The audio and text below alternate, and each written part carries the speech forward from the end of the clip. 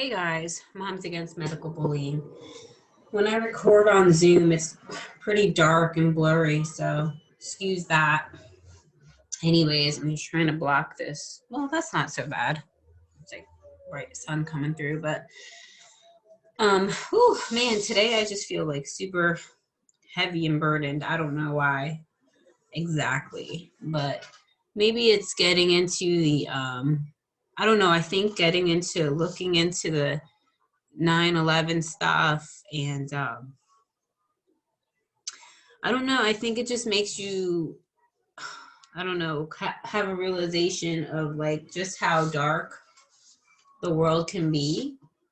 And you know, I know Christ is the light, you know, and God is light and everything. And I think that whew, what was I gonna say? I'm trying to, I forgot the subscriber's name. Why family? I'm sorry if I forgot your name, but you know, they commented on my last video about the energy weapons, about, you know, when, you know, you have to, you know, you need God to, when you look at these things about what goes on in the world, you know, you can find yourself sorrowful about it and everything, but must not forget that, let's not forget about God, that he is with us personally. If you want him to be with you, if you receive him to be with you, how I explain it to my kids is that, you know, God wants to be your friend. It's like a human relationship, you know, like if you want to be somebody's friend, you have to invite them in. If they knock on your door, if you don't open the door, that means you don't want to be friends with them. And God wants to be your friend. He knocks on your door. If you answer, then hey, you'll have a relationship. You'll have a friendship with God and in Christ. And so, yeah, that's important to remember, and not to be overcome with sorrow about the things in this world. But anyways, I just wanted to come on here because it was funny that yesterday I, you know, was going through all that information, and then today on Facebook, of course, I know our phones keep track of the things that we look up, and it tries to show you the stuff that you're already kind of looking for, talking about. I'm sure that these devices listen to us and stuff like that. But what I wanted to say was that somebody posted an article, which I'm going to screen share right now. And I thought it was funny because I was just on that topic. Share screen. Here we go.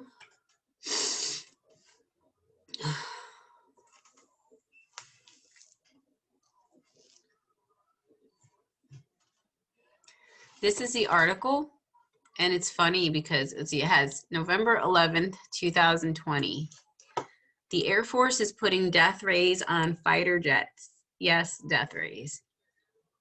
You know, do you think this is, you know, for people who don't think that this stuff exists, because do you think that the government is going to consult you about this?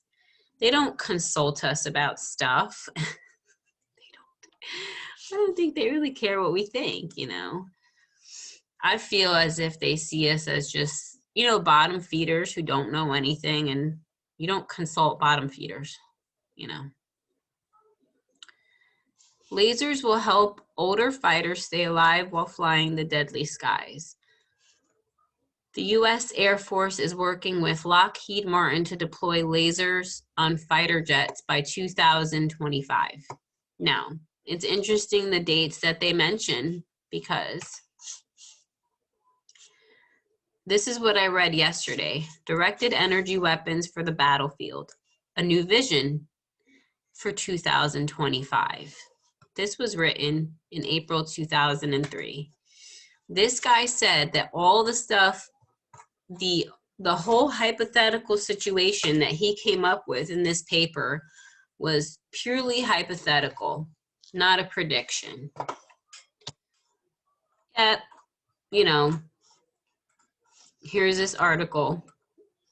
Deploy laser jets by 2025.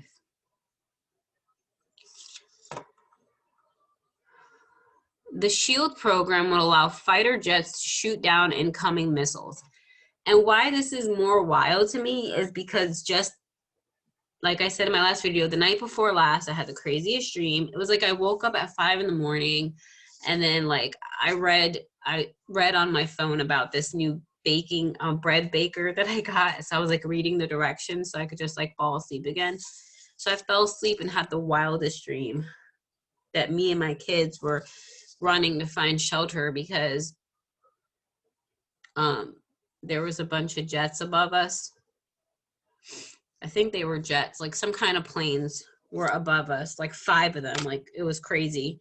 And there was bombs, kabooms, you know, going off and everything. And we ran into this basement to try to find shelter. And it was weird because in my dream,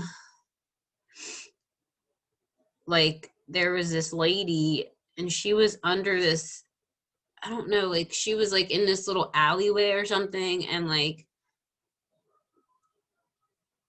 she was kind of like dark skinned and had like dark hair, I think. And she was like almost kind of like a homeless person or something. Like she was in this alley, and then she had this like shelter that was like not very wide, and it was like kind of cardboardish or something. And I don't know. And I was like, don't you want to come in this basement or something like that? And she was like, why would I want to go in this basement? I have shelter right here. It was odd. I've had a lot of dreams though about stuff. Like I'll never forget one dream I had like years ago about New York, and like stuff was falling off of the buildings in New York and people were running because, you know, sometimes they have stuff on top of buildings like round cement ball structures or something, just, you know, whatever decorations or however they design the building. And those, everything was shaking so hard that the ball structures fell off the buildings and started rolling. And I was in that dream too. What else? I'm freezing. It's cold in my basement. It got cold again. There was another dream I had too, but I can't remember right now. But anyway, for going on with this article here, unlike guns, lasers have an almost infinite ammunition supply. I mean, that could be bad. How do they not see this could be bad? The U.S. Air Force envisions placing laser weapons on fighter jets by the mid-2020s. Right, like around 2025, I guess, which... this directed energy weapon, Wikipedia, directed energy weapon is range weapon that damages its target with highly focused energy, including laser, microwaves, and particle beams. Potential applications of this technology include weapons that target personnel, missiles, vehicles, optical devices. What is this?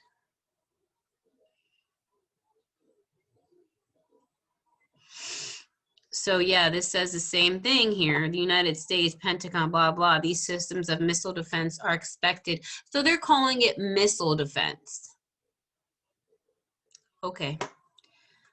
But you know what? If people are wicked and they have access to these weapons, what else are they going to use it for? You know, they're saying it's missile defense. Of course, they're not going to tell us that they would use directed energy weapons on us. Like, geez, why would they out themselves like that? You know what I mean? Like, these systems of missile defense are expected to come online no sooner than the mid to late 2020s. Same thing it says here. So the service is banking on a defense contractor SHIELD laser system, a pod-mounted laser that will protect fighters from incoming missiles. Okay. The system will likely be used at first anyway to protect older fighters that can't take advantage of stealth to hide from the enemy. What enemy? Which one? I'm just curious, like what their projected enemies are. I know this guy mentioned China and everything here. in his paper, he gave the whole oil scenario and everything. So anyways, let's see. The system is called SHIELD, or Self-Protect High Energy Laser Demonstrator. National Defense Report SHIELD is a pod-mounted laser developed by Lockheed Martin on behalf of the Air Force Research Laboratory. Mounted on the fuselage or wing of a fighter jet, SHIELD could shoot down incoming air-to-air or surface-to-air missiles.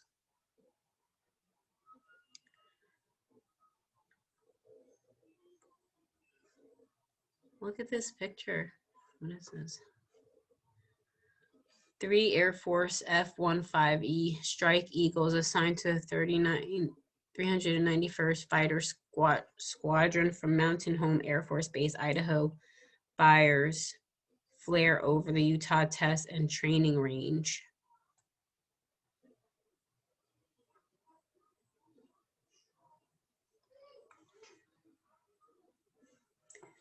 Today, fighter jets are largely limited to passive defense against incoming missiles. Pilots can take evasive action to try and fly outside an incoming missile sensor arc, launch flares to distract an infrared missile seeker, or spread strips of aluminum foil, known as chaff, to confuse a missile guided by radar. Chaff.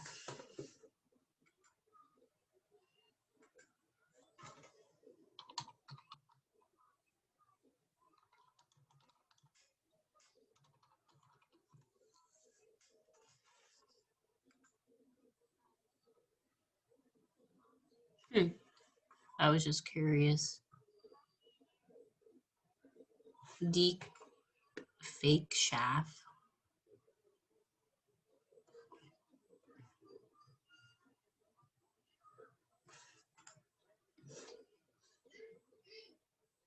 Chaff and flares.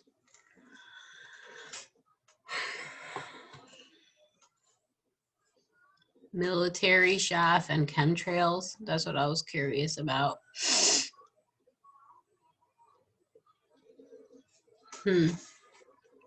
Okay, interesting.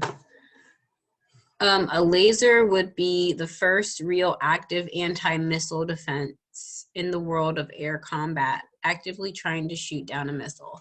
Well, the thing is, yeah, it could be an anti-missile defense. It could be a defense, or it can be used as a weapon too. Like, it can be used as offense, not just defense. Aren't they saying that? Right, lasers. This guy talks about lasers over here. Let's go. Oh, pulses, pulse microwave. Does he have a section on lasers? Oh, here it is, continuous wave lasers.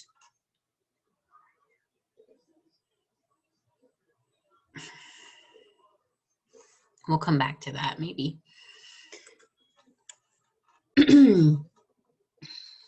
SHIELD is a pod-mounted system, meaning it will take up a station on a fighter jet, typically reserved for bombs, missiles, or sensor pods. That makes it a bad fit for stealthy aircraft such as F-22 Raptor or F-35 Joint Strike Fighter, as the pod will break up the plane's carefully minimized radar signature. That said, both planes already have a missile defense system already built in, stealth technology. I think this is the kind of stuff Trump likes too, because I feel like I remember early on he was boasting about how they were gonna like put a bunch of money into the military and like really like ramp it up. I feel like this is probably what he was talking about.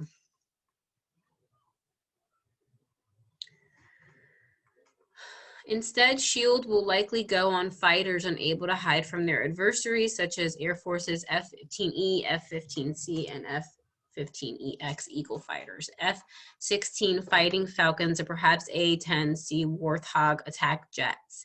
Trading the ability to carry one more missile or bomb for a laser that could shoot down many incoming missiles is a no-brainer. Really, it's a no-brainer.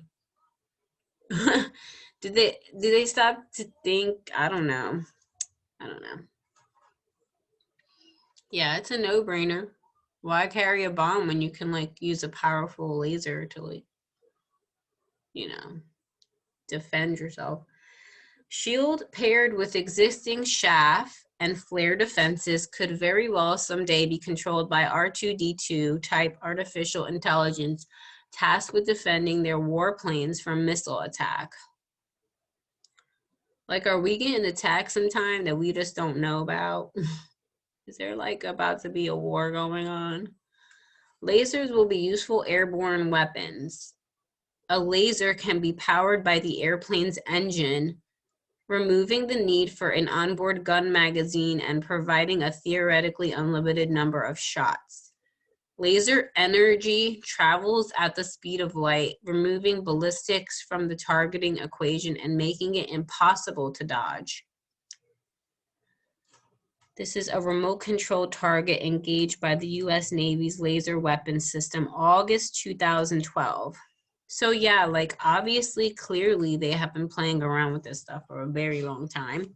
But this is what they do, though. They play around with stuff for a while and do things, and just like, while people are kind of ignorant of it, and then after a long time, they finally start like, I don't know, revealing it to the public, maybe.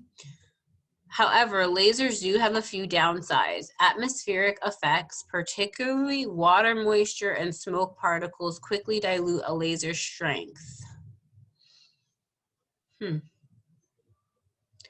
The farther a laser beam travels, the weaker it grows. That's interesting. Water, moisture, and smoke particles. Furthermore, the laser must be focused on the fast-moving missile long enough to have an effect. Unlike missiles whose high explosive warheads deliver a lot of energy in a single devastating explosion, a laser projects a steady stream of concentrated light that heats the target until something fails or explodes.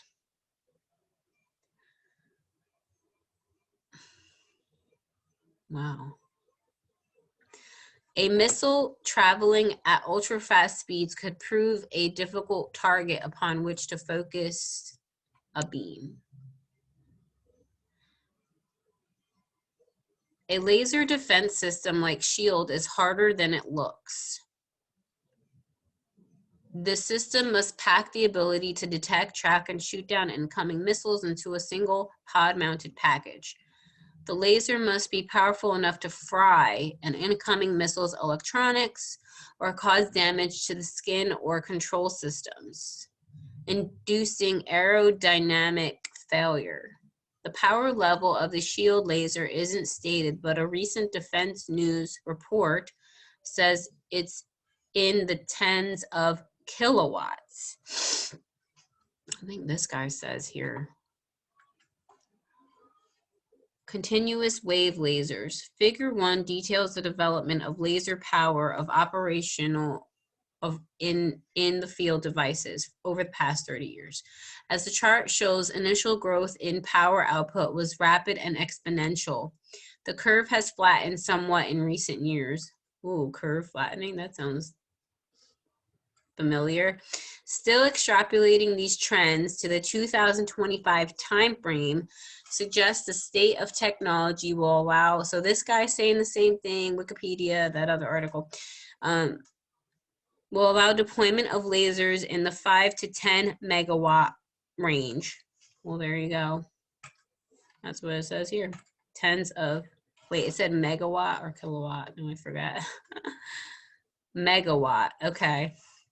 So I guess this is talking about something different. From these trends, this paper posits that the technology will exist to field tactically significant lasers on small to medium-sized aircraft and on large ground vehicles by 2025. Larger devices, perhaps exceeding 10 megawatts, will likely be fielded as fixed ground stations. The effects of such devices would yield fighter aircraft laser systems capable of destroying hardened vehicles at short ranges, destroying surface-to-air missile sites at extended ranges, and destroying enemy fighter aircraft at ranges well beyond 100 kilometers. The more powerful surface-based systems would have the capability to engage airborne targets at ranges beyond that of the airborne laser, and at approximately 10 times greater range than the airborne systems mentioned above. These fixed systems will have two advantages in terms of scaling for greater power. They will not need to be miniaturized to fly, and they will be less limited on the amount of chemical or electrical power they to which will have access. Laser power output over time, starting from 1960. So continuous wave laser power development over time. 2025 extrapolated.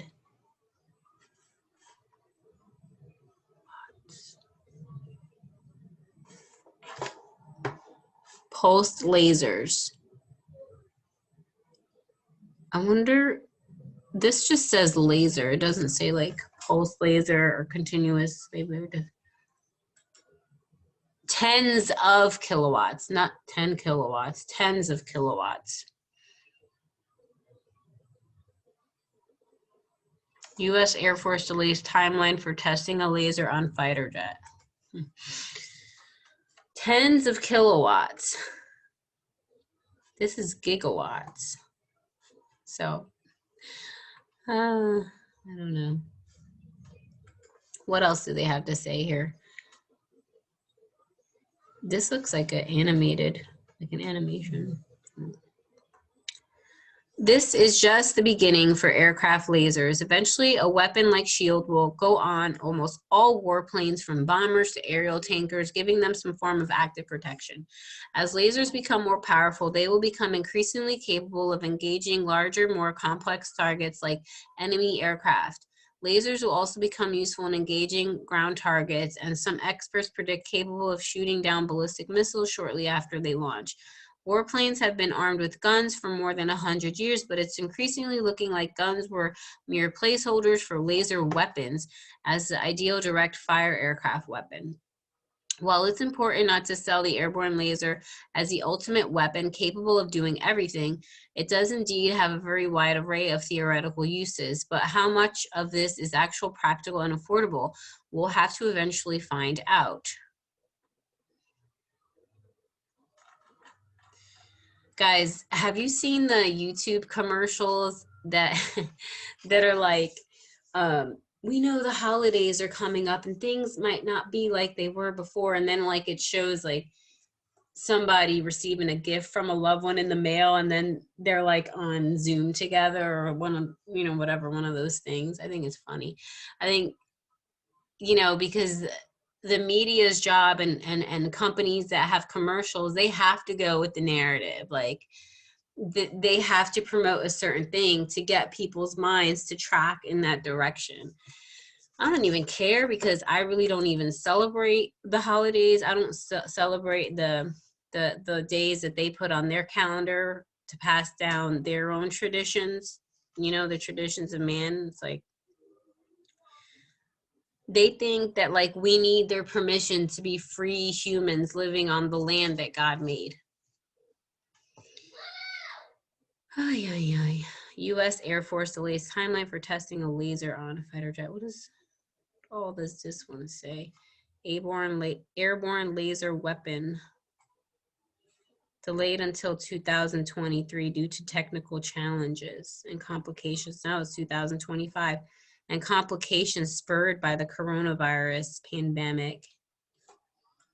The Air Force's Self-Protect High Energy Laser Demonstrator Program, or SHIELD, has originally planned to conduct its first flight demonstration in 2021, but the test has been pushed back 2 years, says Jeff Heigemeyer, SHIELD Program Manager for the Air Force Research Laboratory. This is a really complex technology to try to integrate into that flight environment, and that's ultimately what we're trying to do with this program, is demonstrate that laser technology is mature enough to be able to integrate into the airborne platform, he told Defense News in June 10th interview. But even things like COVID and COVID shutting down the economy, that has impacts. Interesting. Beyond that, the future of using laser weapons aboard fighter aircraft is even more unclear. The goal of SHIELD was to give combat jets a way to counter missiles shot by an enemy aircraft or by an air defense system on the ground. But in May, Mike Griffin, the Pentagon's Undersecretary of Defense for Research and Engineering, noted that he was extremely skeptical that an airborne laser could be used for missile defense. Asked what that meant for SHIELD, Air Force Acquisitions Cesar Will Roper acknowledged that the service is rethinking how it could best use directed energy technologies. Perhaps the most optimal use for SHIELD wasn't on board a fighter, he said. Okay, what do you want to use your directed energy technologies for then? What I've told that team is, let's have a dialogue, Roper said during a June 9th event hosted by Mitchell Institute for Aerospace Studies. Let's understand the different power levels and what they should correspond to, and let's not make the highest power level that we can dream up and the mission that's the sexiest be the thing that drive us. What I expect to get laser weapons to the goal line has been the humble but important and very worrisome small drone threat.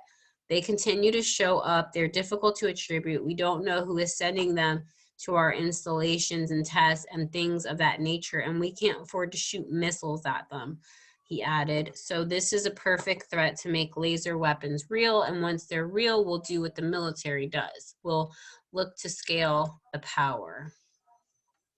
Heigmeyer said there are many ways the Air Force could spin off laser technologies developed by the SHIELD program, but it's critical the service continue with development so it can gauge the maturity and usefulness of the capabilities. I think it's important for us to first remember what the whole point of SHIELD is. The whole point of SHIELD is not an acquisition program where we're turning out hundreds or tens of these laser systems for operational use. What we're trying to do with SHIELD is exactly answer those questions of, is laser technology mature enough to go on an airborne platform? Have we solved enough of those technical challenges that this is now a feasible thing? Because there is that concern. He also drew a distinction between the tactical self-defense capability of SHIELD laser would give combat aircraft versus a more powerful laser capable of intercepting highly advanced ballistic missiles, as the Missile Defense Agency has proposed. You're not talking about these really, really long ranges. You're talking about a shorter range and different targets just to protect yourself or your wingman, Heigmeyer said. Missile defense can mean a lot of things. Some of these missile defense missions are very, very hard, and some of them aren't quite so hard.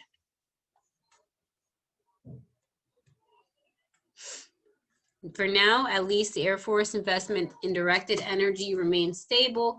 The service budget lays out cash for high-energy lasers in multiple funding lines. For fiscal 2021, it requested $15.1 million for basic research and $45.1 million for applied research for high-energy laser technology, as well as $13 million for high-power solid-state laser technology.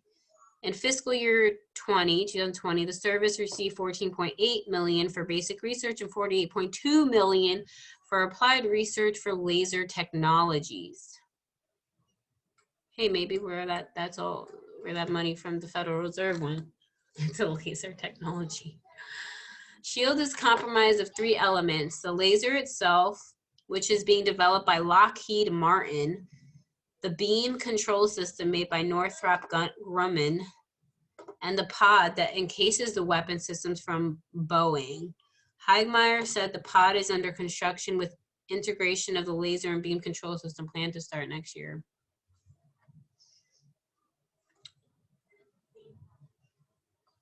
I don't want to read that anymore.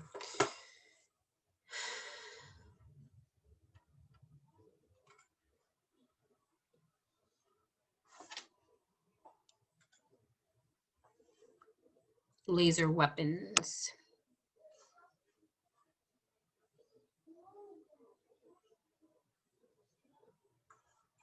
Well, that wasn't helpful. Pulse lasers. So again, back to this screen, he mentions continuous wave lasers, pulsed lasers. So those are the two lasers. Like their continuous wave cousins, pulse lasers have also increased exponentially in power over the past 30 years since no weaponization has yet occurred. And mind you, this was written in 2003. So at this point, he's saying 30 years prior to that point. So like they're continuing, since no weaponization has yet occurred with this type of laser, it is difficult to reasonably extrapolate trends for the future. This paper posits that derivatives from the current level of technology in the laboratory will make it to the field in the next 20 years. Yeah, so he's predicting 2023. No. Sorry. Yeah. The terawatt class devices may be flying on fighter-like aircraft 2020-2023 timeframe. Due to weight and size constraints, it seems likely that multi-petawatt pulse devices will be regulated to ground stations. Still, as the figure below indicates, extremely powerful devices are likely in this timeframe, providing significant military utility. For example, the Lawrence Livermore 5 petawatt device was capable of generating temperatures at the impact point of several million degrees. Whoa. Plasma creation ablation through significant metal thickness and some all-weather capability become possible with lasers of this power. All-weather capability. Yeah, because they were saying that what? Smoke and humidity or something. Anyways. Okay, so I just wanted to share that article, this article on Popular Mechanics, because like it was like I was just talking about it yesterday, and then one of my friends on Facebook shared this article. I was like, whoa, crazy. So the last thing I just wanted to mention, oh yeah, let's see, which I'm late to this party too. I'm late to all the parties, but hey, better late than never, right? So it was funny because actually I was going to show you guys the picture, but my kid drew, my kids love pointing out all the different kinds of cars, like they name them when we're on the road, like Subaru, Volkswagen, Mazda, you know, they'll just start naming off all the car brands. And my kid drew a picture of the Tesla symbol, and I was like, oh my gosh, that's crazy. That looks like a uterus and ovaries. And I don't know if you can. That's what he drew. I was like, that's wild.